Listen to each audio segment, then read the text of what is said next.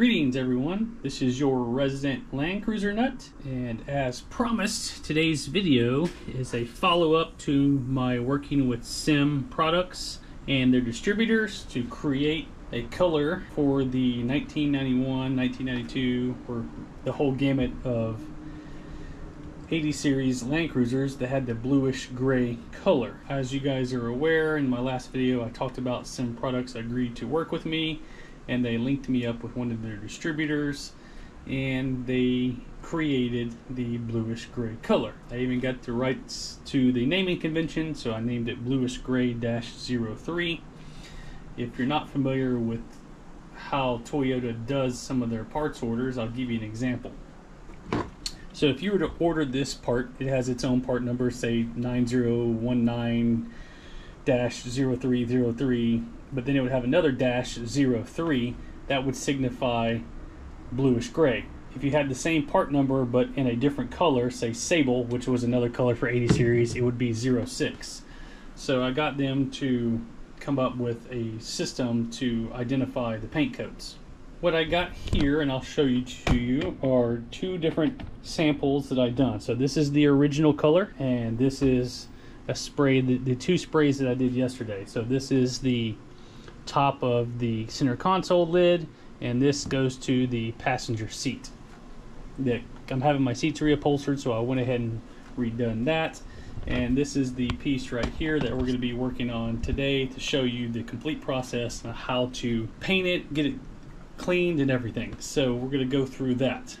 And at the end of the video, I'm going to talk about pricing for this can, because this is a one-off color, and it's a little complex of how I'm going to be able to get this to you, but at the end of this video I think it'll all make sense. First things first, how we would go about cleaning this. I'll just break this down. You have this product here, which is what you start with, called SEM soap, and you're going to need a green scrub pad to go with this. Now I took it an extra step so I don't have to use so much of the SEM soap because it's kind of expensive. I went ahead first and cleaned it off with Dawn dish soap and got it clean and let it dry that way. Now I'm going to go inside and take over my kitchen sink, since this is small, and show you the SEM soap and how that green pad's going to come in. We're going to do everything with that, and then we're going to move outside for the next set. But a couple other things that I recommend you need, or I know you need because I've done a couple of these now. You're going to want gloves, especially something that once you get all this clean that you don't touch it. So you're going to need some clean cloths to wipe stuff off. If you're changing colors, you're going to need sandpaper. I'll tell you, I had to change color on my lid because a long time ago, when I couldn't find a color, I painted my whole center console black, and I wanted to go back to the original. I had to make that color change, and that leads me to another product that I had to get, which was a primer, because if you're going from black to blue, you just want to have a primer behind it. And one of the questions I actually got on Facebook when I was posting this was, can this fix minor surface defects? The answer is yes. This primer is able to fix minor surface defects. What I want to throw out there is, when you're doing this, is you have to be very careful of how much of that primer you put on, because it will get into these little grooves, and I don't know how much you can see this on camera, but it will get into these textured areas and it'll start to hide them. Just be careful with how thick you put that on, because you'll hide all the detail in the panel if you're not paying attention. So I just want to throw that little caveat out there. If you have certain little defects, I mean I had some in mine, I just left them alone.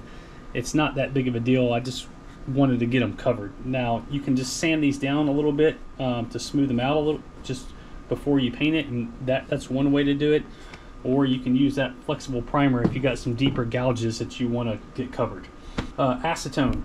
The reason why I have acetone, I like to have a rag and some acetone to wipe the tips of my spray can after each time that I spray, so that it doesn't get hard and mess up the spray pattern. You have also here a plastic and leather prep. That's going to be part 2.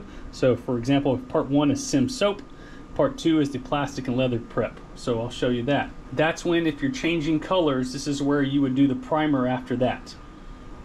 I hope this is making sense. And then you would do your final top coat color after the primer.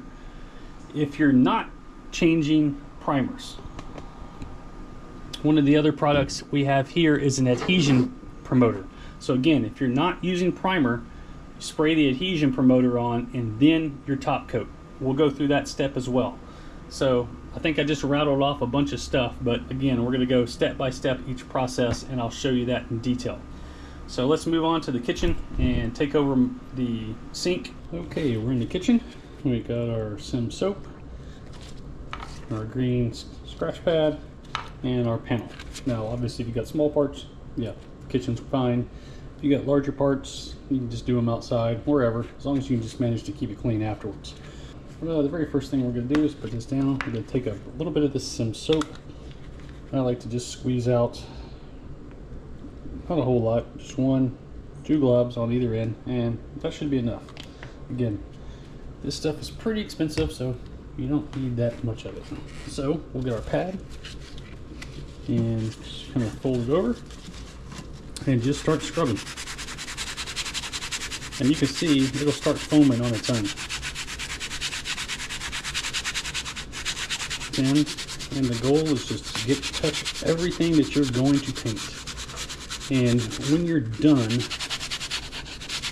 this should have like a little bit of a grayish tint to it after you've scrubbed it, and that way you know you've done it correctly. Down in these little holes, dirt likes to hide in there, so make sure you scrub in the screw holes because dirt will hide in there.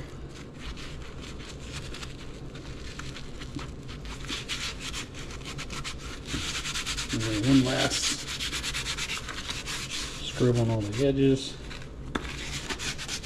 And all we're going to do is wash it off now with some water. And alright, I'm going to let this panel sit for a little bit and dry off, and then we're going to move on to step 2. We're back outside with our dry panel, and now we're going to move on to the plastic and leather prep. What we're going to do is spray on a light coat. Take our clean rag here, and the instructions say to wipe in one direction. So we're just going to wipe just like that, come over to the side, do the same thing, wipe in one direction, and after we wipe all this off, we are ready for our next step, which would be an adhesion promoter. Okay, so now we're moving on to step 3, which would be our adhesion promoter. Now for this, the instructions say to apply a light coat, let it set for 5 minutes, and then come and apply a heavier coat and let it set for 15 to 30 minutes before you shoot your top coat. So we're going to spray this on our panel for our light coat.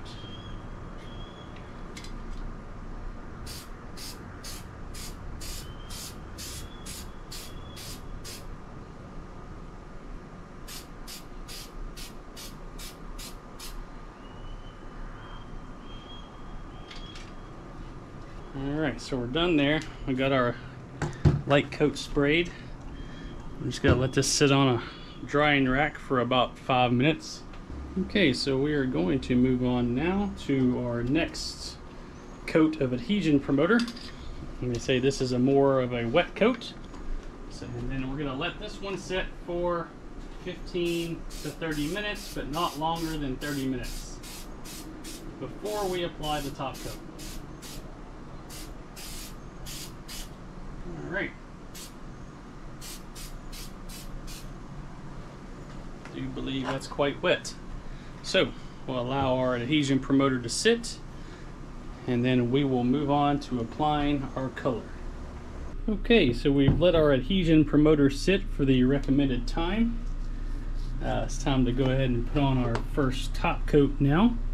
So we'll pull this out, put it back on my skewer. And I'm going to spray our first coat here.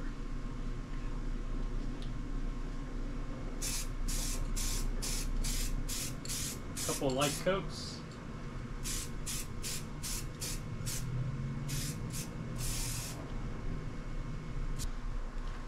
Alright, we got our first light coat done. I'm going to sit it on our drying rack and wait about 10 minutes and put on the second coat. Alright, we're ready for our last coat here.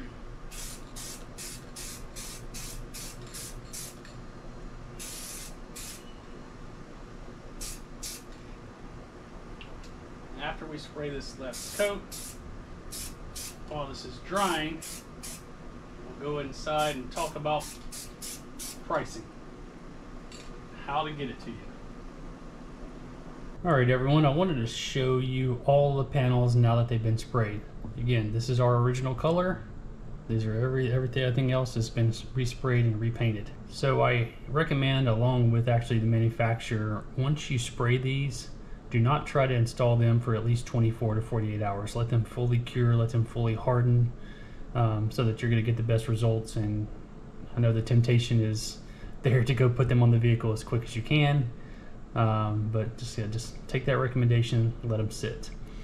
The other thing I want to explain is obviously you have different plastics and different materials on your vehicle. The center console on the 91 and 92 is a little bit of a softer material, where the cover here and the things that I just painted are actually a very hard plastic. There's not really a color difference at all. I'm actually surprised by that. Now keep in mind, the color coat that was mixed is a flat color. It doesn't have much of a sheen to it at all, and that's originally how your 80 series interiors came. The only reason you have a sheen to most of your panels now is because oils of your skins and your hands and everything else have touched them over the course of 30 years or so. So that's why everything looks shiny. But originally it was just matte finish, and it actually looks really nice. I'm going to sit down now and just have a conversation with you about pricing and see how we move forward from here. Alright, so let's have a conversation about pricing and how to get these cans to you.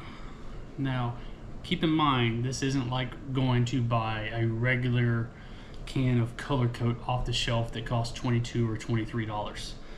This is a custom color that is mixed by hand, so there is a cost increase with this, and I've been doing everything I can to get the cost down. If you can imagine what I've paid so far, it would kind of be shocking, the price per can. If I broke it down to you, I could tell you it would be over $60 a can. A couple of things about this color that you have to understand too is it is very difficult to recreate.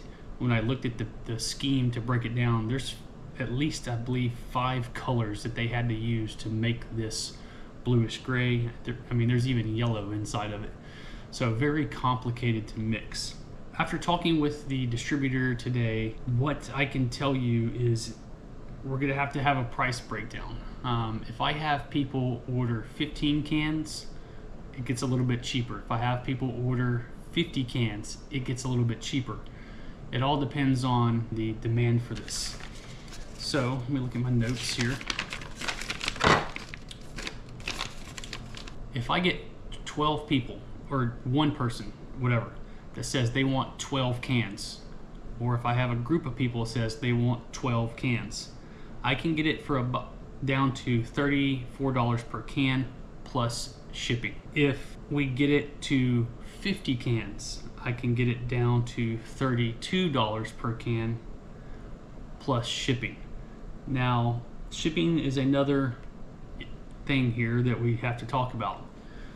Since these are aerosol cans with a propellant in them, you're probably good to estimate $20 to $30 per shipping. So it might be advantageous to you to at least order 4 to 6 cans. Now, if you need only 1 to 2 cans, USPS regulations say that because that's a limited amount of propellant, you can actually ship that via USPS, which would be a little bit cheaper. But if it's over that 2 cans, then we have to move to UPS Ground or FedEx to ship it.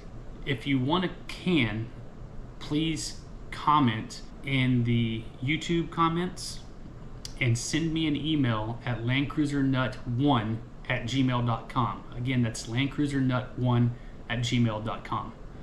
And then we can start figuring out the exact numbers. You know, there's strength in numbers here. I'm hoping the more people that want this, the more we can kind of drive the price down. And depending how this goes, then we can start looking at other colors. I know some people kind of thinking in their head, well, $34 a can is quite expensive. I agree with you, but it's the only option that we have right now. So if you're interested, again, I know I've been on a tangent too long, just let me know, send me an email, leave a comment below. If you have any questions about the process and how it was done, go ahead and just comment below, and I'll answer just about every comment that I can find, either on Facebook or YouTube or whatever. And if you like the channel, please continue to support me by just giving this video a thumbs up or subscribe. I appreciate everyone that's tuned in so far, all of my subscribers. It's been just phenomenal watching that number grow. I look forward to seeing you in the next video. Thank you.